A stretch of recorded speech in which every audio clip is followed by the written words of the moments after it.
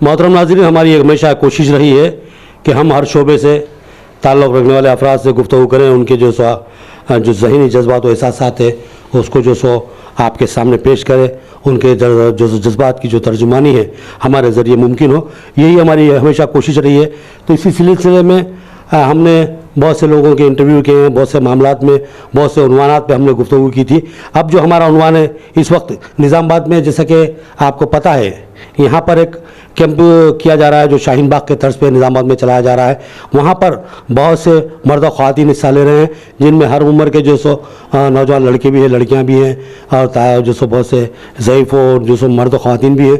तो यहाँ पर बहुत सी हमारी जो सो स्कूलों और कॉलेजों की तालिबात हैं जो चाहती हैं कि अपने जज्बात और एहसासात से आपको वाकिफ़ करें।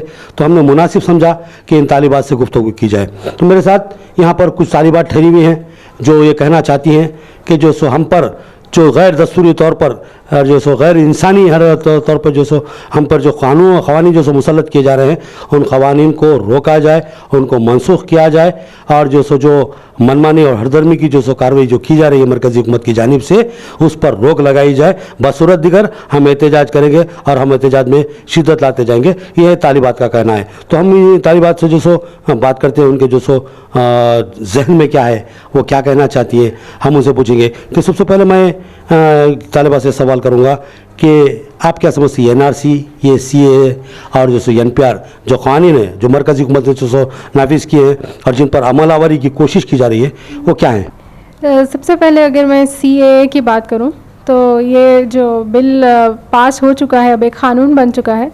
तो ये जो क़ानून है इसमें मज़हब की बुनियाद पे शरीयत देने की बात की गई है, लेकिन हमारा जो मुल्क है वो सेकुलर है, और जो हमारा दस्तूर का प्रियम्बल है उसमें भी हमें बताया गया है कि हम कैसे लोग हैं, हम इस मुल्क के लोग इसको क्या बनाने का अहद करे थे, ये उन तमाम इक़दार की नफ़ी कर रहा है।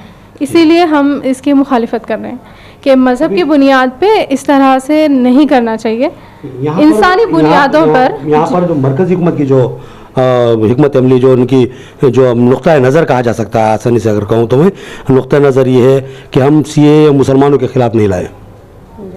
हम अफ़गानिस्तान, बांग्लादेश और पाकिस्तान में रहने वाले ऐसे जो गैर मुस्लिम हैं जो वहाँ पर जुल्म और जबर का शिकार हैं, हम उनको तहफ़्फ़ुज़ देने के लिए ये CAA क़ानून लाए हैं और उनको हम शहरियत देना चाहते हैं।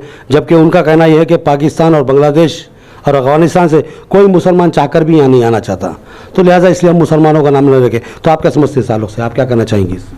देखिए, एक तो ये कि परसिक्यूशन जो होता है वो सिर्फ मज़हब की बुनियाद पे नहीं होता, ये कई और वजूहात की वजह से भी हो सकता है। और फिर हमारा जो मुल्क है ये बहुत सारे हमारे पड़ोसी हैं, सिर्फ इन 3 मुस्लिम ममालिक को चुना जाना और ये कहना कि ये लोग अपने माइनॉरिटीज़ के साथ जुल्म करते हैं, तो इससे ये भी हिंदुस्तानी मुसलमानों के लिए एक ख़तरा बन गया है, एक इस्लामोफोबिक स्टेटमेंट हो गया है ये, कि लोग ये सोचें कि ये अपने मुल्क। आप कैसे कह सकते हैं इस्लामिक फोबिक स्टेटमेंट, कैसा कह सकते हैं आप इसको? ये यहाँ जो हमारे ऑनरेबल होम मिनिस्टर हैं, उन्होंने पार्लियामेंट में ये बात कही है कि ये 3 देशों में वहाँ के माइनॉरिटीज़ के साथ परसिक्यूशन मज़हब की बुनियाद पे किया जा रहा है, और ये तीनों मुल्कों में मुसलमान अक्सरियत में है। ये बात उन्होंने ऑन रिकॉर्ड ये बात कही है। जबकि हम देखते हैं कि चाइना में भी परसिक्यूशन हो रहा है मुसलमानों का, तिब्बत वालों का भी हो रहा है वहाँ पे परसिक्यूशन, हांगकांग का भी हम लोगों ने देखा। उसके अलावा आप देखेंगे कि और भी ममालिक हैं जहाँ पे, जैसे श्रीलंका हुआ, और वहाँ पर भी परसिक्यूशन हो रहा है। वहाँ पे तमिल हिंदुओं के साथ परसिक्यूशन हो रहा, तो उनको भी आप इसमें से निकाल दिए, आप ज्यूज़ को निकाल दिए। क्या अगर कोई ज्यू मुसीबत ज़दा हमारे मुल्क में आया तो हम उसको इंसानी बुनियादों पे शरीयत नहीं देंगे? अच्छा, कोई है शख्स जो किसी मज़हब को नहीं मानता, एथियस्ट है, तो क्या हम उसको नहीं देंगे शरीयत इंसानी बुनियादों पे? शरीयत देने के लिए लोग इंसानी बुनियादों को देखना चाहिए। तो आप ये कहना चाहते हैं कि यहाँ पर मजहबी तफरीक की बुनियाद सिर्फ जो मुसलमानों को निशाना बनाने के लिए की गई है? ठीक है। और भी हो सकता है, इसका एक और ये हो सकता है कि पूरी दुनिया में मुसलमानों को इस्लामी फोबिया जो है उसे और ज़्यादा बढ़ाना।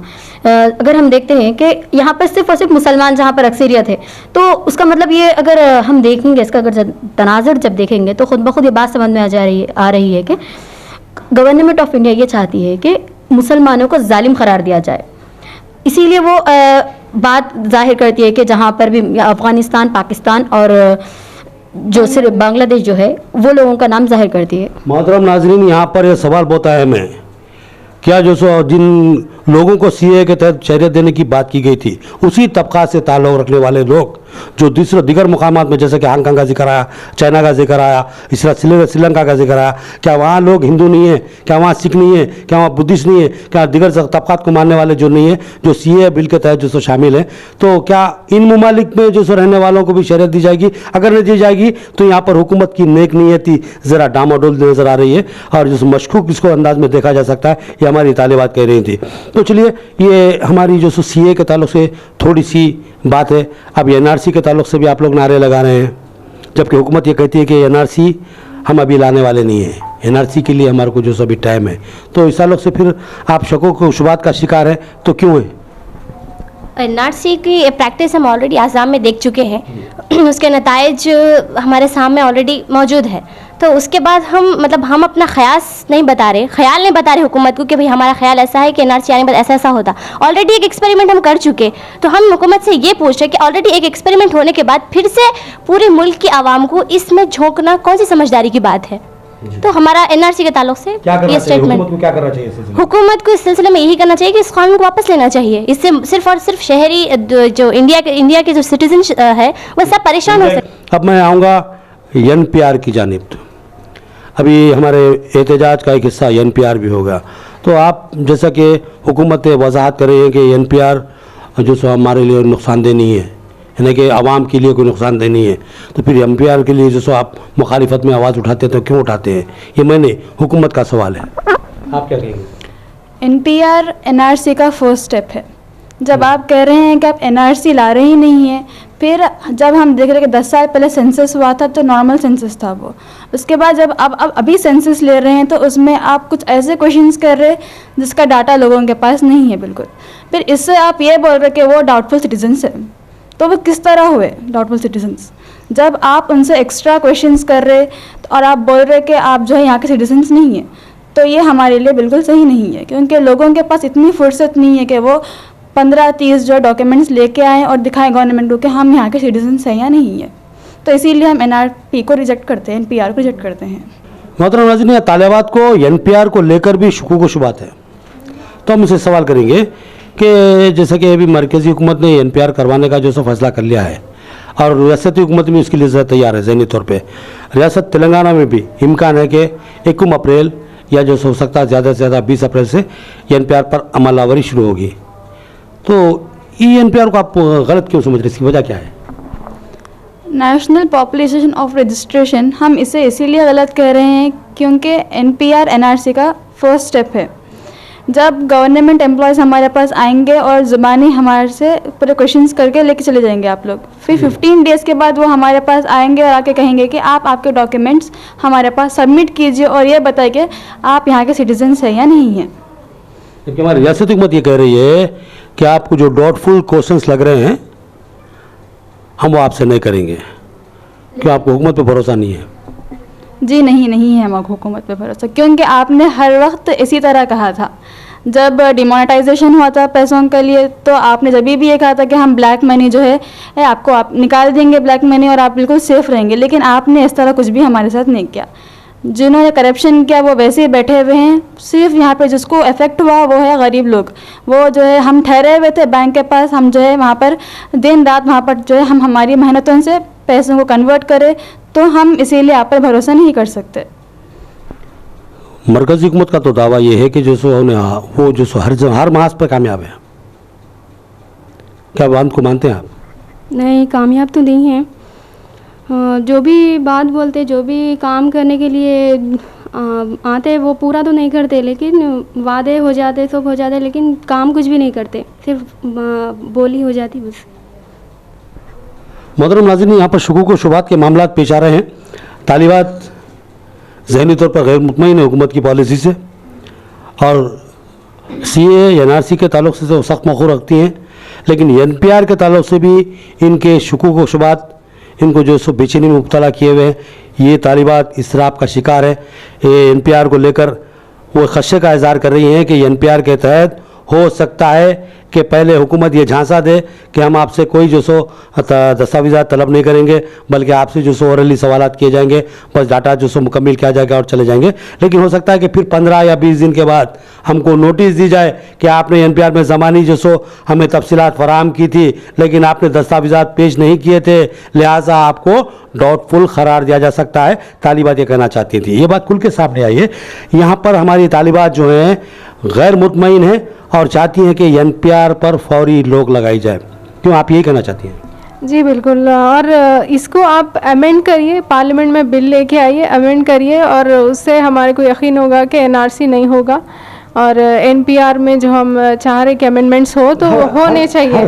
हर 10 साल में एक बार मरदमशुमारी की जाती थी, यानी कि पॉपुलेशन रजिस्ट्रेशन का जो मामला है हर 10 साल में किया जाता। 2010 में भी हुआ, 2010 की जगह 11 में किया गया था, लेकिन 2010 के ज़िम्मे में आता, वो 2011 में हुआ था। तो ये हर 10 साल में होता। तो अब क्या ख़बात है?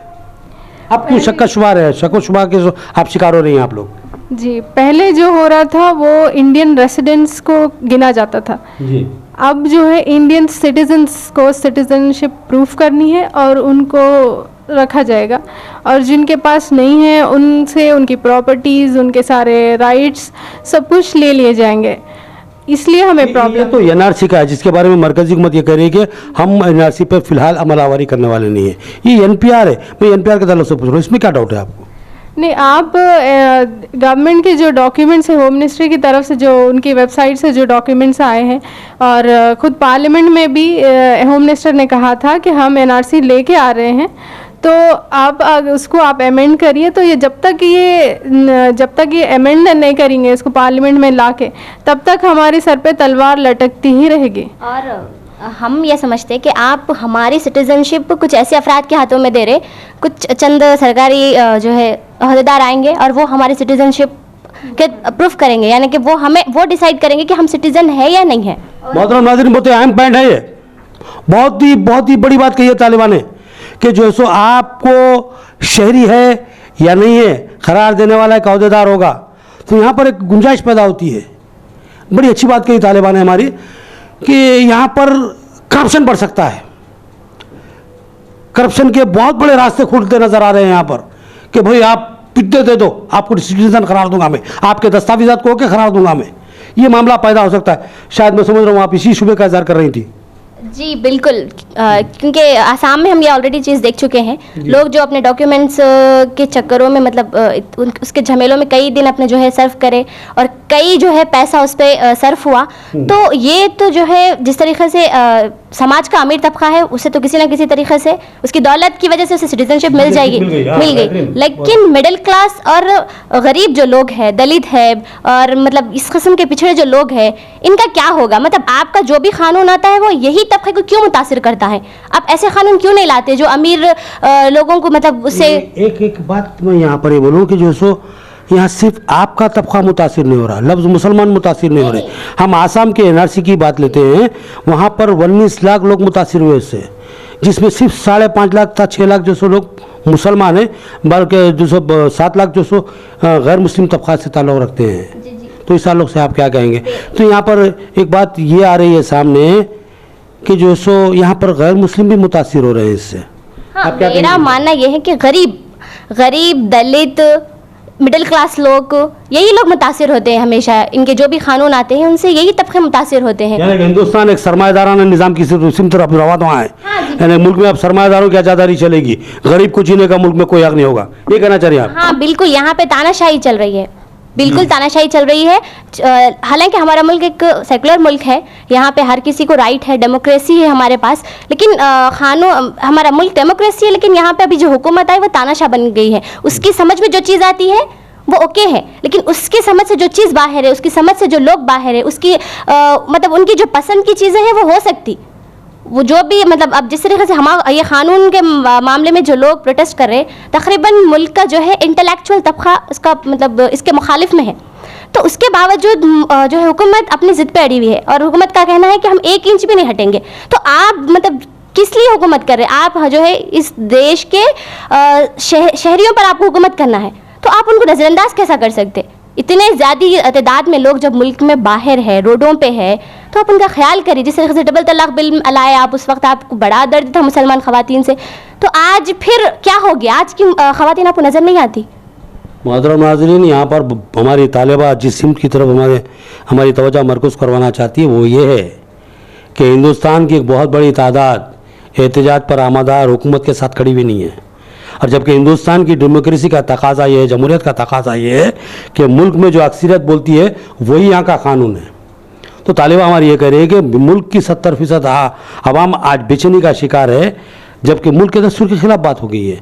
यानी मुल्क के दस्तूर के हिसाब से अक्सरियत इक़्तिदार की तरफ इक़्तिदार की फैसला करने वाली ताकत होती है। तो यहाँ पर बहुत बड़े अक्सरियती तबके को नजरअंदाज कर रहा है। दूसरी चीज़ तालिबा जो सिर्फ मुमतवजा करा रही थी हमको, वो ये थी कि एक मखसूस तबके को परेशान करने की साजिश की जा रही है।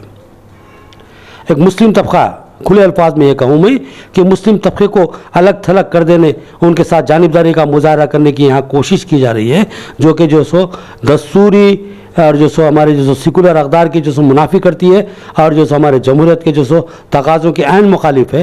ये बात उभर कर सामने आ रही है तालिबात की गुफ्तगू के दौरान। तो अब यहाँ पर एक सवाल अभी उठता है, मेरा सवाल अपनी जगह बरकरार है, उसका जवाब मेरे को नहीं मिला आप लोगों से। मैं आप लोगों से फिर एक बार सवाल कर रहा हूँ कि आसाम में 7 लाख गैर मुस्लिम भी मुतासिर हुए थे,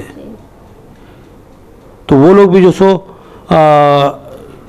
मुल्क के धारे से बाहर हो गए, घुसपैठियों में शामिल हो गए। अब उनको अब जैसा कि आप लोग ये तावील पेश करेंगे CAA के तहत उनको फिर शहरियत दी जा सकती है, जबकि मुसलमान बाहर हो गए, बाहर ही हैं। तो ठीक है, तो यहाँ पर आप इस कानून को लेकर फिर कुछ कहेंगे? कुछ कैसा नहीं कि कुछ आपको शुक्र व शुबात का शिकार है, तो यहाँ पर हुकूमत एक तावील पेश करती है कि भाई तुम मुसलमान ही क्या, हिंदू भी तो परेशान है, सिख भी परेशान है, जैनिस्ट परेशान है। जी देखिए, अगर NPR के जहाँ तक अगर हम बात करेंगे तो NPR का मसला ये है कि आप बोल रहे कि डॉक्यूमेंट्स दीजिए, लेकिन हमारे पास आप ऐसा क्या आप उसमें चंद पर्सनल डिटेल्स है। अब कोई है कि मेरे अगर किसी वालिदैन का इंतकाल हो गया तो वो लोग कहाँ से लाएंगे? बहुत सारे बच्चे हमारे पास ऐसे जो ओल्ड एज जो यतीम खानों में रहते, वो लोग अपने कहाँ से लेंगे? अपने बाप दादा की जो क्या बोल सकते हैं हम लोग की जो डिटेल्स है वो लोग कहाँ से लाते हैं? वो तो जिसको खुद का अपना नाम रखने वाला कोई नहीं है, वो शनाख्त आपको कहाँ से बता सकेगा?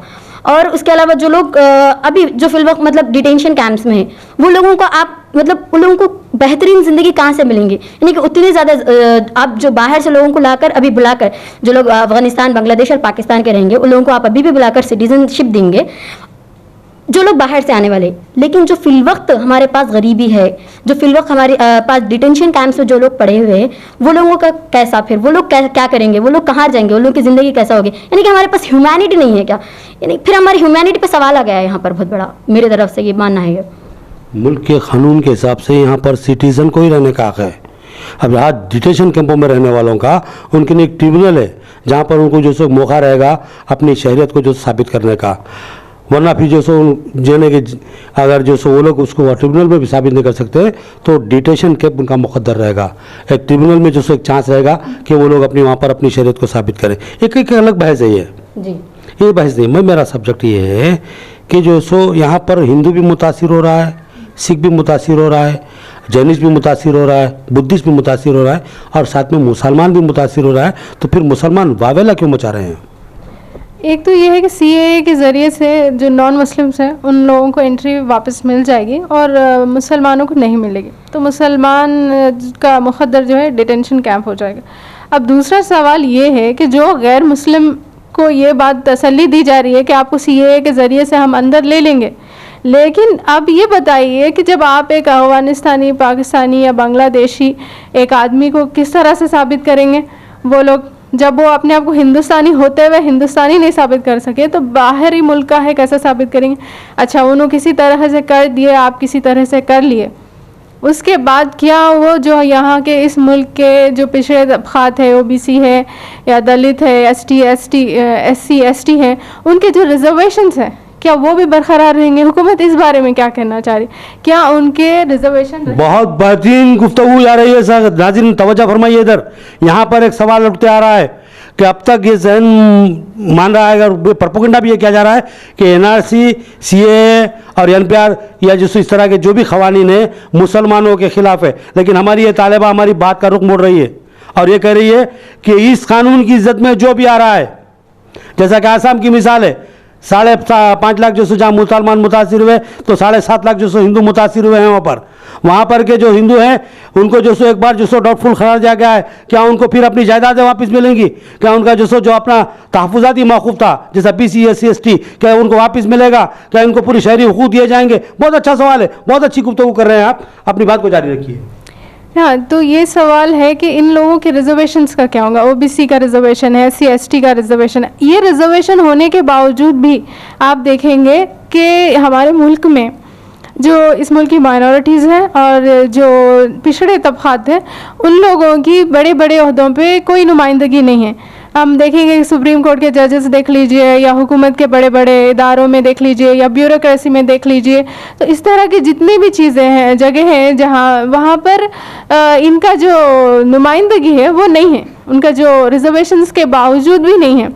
अभी कोर्ट से की तरफ से भी आया कि ये रिजर्वेशन फंडामेंटल राइट नहीं है। अभी कुछ एक हफ्ते के अंदर ये कोर्ट की तरफ से ये बात आई है कि रिजर्वेशन फंडामेंटल राइट नहीं है। तो फिर क्या होगा इस मुल्क से? क्या रिजर्वेशन भी चले जाएगा? तो फिर क्या किसी मखसूस तबके की ही बड़े बड़े ओहदों पे इजारादारी हो जाएगी और बाकी लोगों के हाथ कुछ भी नहीं लगेगा और वो 2 नंबर के शहरी हो जाएंगे। बहुत ही मैं समझता हूँ कि नाज़रीन बहुत ही बेहतरीन गुफ्तगू हुई है हमारे दरमियान और तालिबात ने बहुत खुलकर जो है सो ये सवाल करने की हुकूमत से कोशिश की है कि भाई क्या मखसूस तबक़ात को ही निशाना बनाओगे? क्या जैसे मुल्क के अंदर जो है सो एक मखसूस तबका ही हुकूमत करेगा या उसको इख्तिदार का हक़ हासिल रहेगा, दूसरों को हकूक़ से महरूम कर दिया जाएगा? ये बहुत अहम सवालात थे जो हम भी अपनी तालिबात से गुफ्तगू के दौरान जो हासिल किए हैं। इससे पहले कि हम अपनी बात को ख़त्म करें, मैं हमारे तालिबात से पूछना चाहता हूँ, आप कुछ मैसेज अपनी बहनों के लिए देना चाहेंगे? एक तो चीज़ ये है कि हम लोग भी कोई सियासी बैकग्राउंड नहीं है और कुछ जानते नहीं थे, लेकिन आहिस्ता आहिस्ता जब बड़े बड़े लॉयर्स बात कर रहे, बड़े बड़े इंटेलेक्चुअल्स बात कर रहे, पार्लियामेंट के डिबेट्स हम सुने, तो फिर हम लोग भी स्टडी करके देखे, चीज़ें समझे कि हाँ भाई ये ऐसा है। तो फिर हम भी माशाल्लाह यहाँ पे भी एक प्रोटेस्ट शुरू हो गया है, वहाँ पे जा रहे ताकि जो हमारा जमहूरी हक़ है उसका इस्तेमाल कर सके और हमारे मुल्क में जो जमहूरियत है उसकी जो अक़दार हैं उनको बचाने के लिए हम लोग भी उस प्रोटेस्ट का हिस्सा बन रहे हैं। मेरा मैसेज यही है तमाम लड़कियों को, यहाँ पे निज़ामाबाद में जो प्रोटेस्ट चल रहा है, तमाम ख़वातीन और यहाँ के तमाम शहरियों से गुजारिश है कि वो भी इस प्रोटेस्ट का हिस्सा बने ताकि अपनी मतलब आप जिस कानून के मुखालफत में हम जो प्रोटेस्ट कर रहे हैं वो हम जो है हुकूमत को इस चीज़ का एहसास दिलवाए कि कितना ख़तरनाक कानून है जिससे तमाम लोग मुतासिर हो रहे हैं। तो हम यही जो है दरख्वास्त करेंगे तमाम लोगों से वो जो है इस प्रोटेस्ट का हिस्सा बने। इसका एड्रेस नवोदया पेट्रोल पंप के पास है। यहाँ पर कोई एज लिमिट नहीं है, छोटे बच्चे है, ladies, gents, girls, boys, even बूढ़े लोग भी वहाँ पर आके प्रोटेस्ट कर रहे हैं। तो आप तमाम से गुजारिश है कि वहाँ पर आप आएँ और इस एनआरसी एनपीआर के ख़िलाफ़ रहें। अब मैं अपनी गुफ्तगू को यहाँ सिमटता हूँ, अपनी बात को ख़त्म करता हूँ और आपसे इजाज़त लेता हूँ। अल्लाह हाफ़िज़।